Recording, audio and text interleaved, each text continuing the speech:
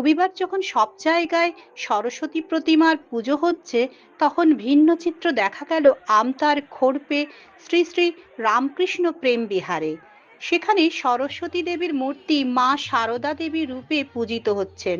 কেন এই বৈচিত্র্য জানতে চাইলে মহারাজরা জানান, শ্রী শ্রী রামকৃষ্ণ পরমহংস দেব সারদা দেবী সম্পর্কে একবার বলেছিলেন যে তিনি যে সে নন, তিনি সারদা, সরস্বতী।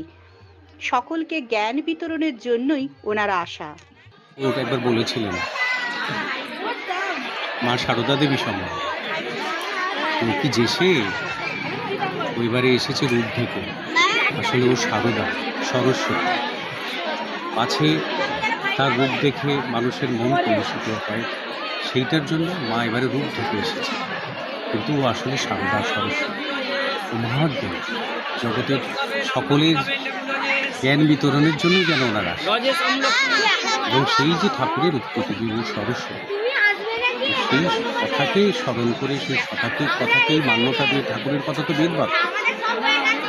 তো ঠাকুর যে কথা বললেন তার নিজ মুখ থেকে, শ্রীমুখ থেকে, সেই কথাকেই আমরা মনের প্রাণে গ্রহণ করে মাকে আমরা সরস্বতী সারদা রূপে পূজা করি। আর বহুদিন ধরে, প্রায় আমাদের এখানে 1999 সাল থেকেই পুজো এই কোরীয় মঠে হচ্ছে, আর আমার হেড অফিসে তারও আগে থেকে, বেশ কয়েক বছর আগে থেকে এই পুজো। কদিন চলে পুজো একটা দিনের জন্য।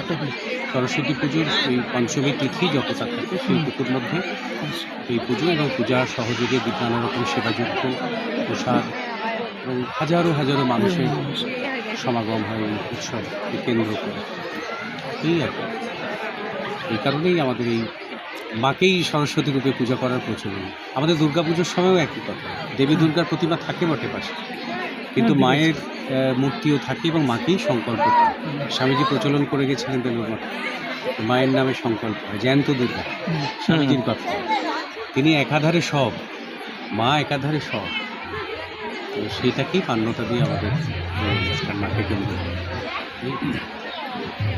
ঠাকুর শ্রী শ্রী রামকৃষ্ণ পরমহংস দেবের সেই কথাকে মান্যতা দিয়েই গত ২৬ বছর যাবৎ আমতার খোরপে শ্রী শ্রী রামকৃষ্ণ প্রেম বিহারে বিদ্যার দেবী সরস্বতী মা সারদা দেবী রূপে পূজিত হয়ে আসছেন।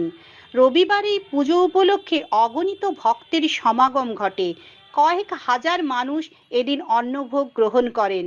উপস্থিত ছিলেন মঠের গুরু মহারাজ শম্ভুদানন্দজি মহারাজ, আমতা কেন্দ্রের বিধায়ক সুকান্ত কুমার পাল প্রমুখ।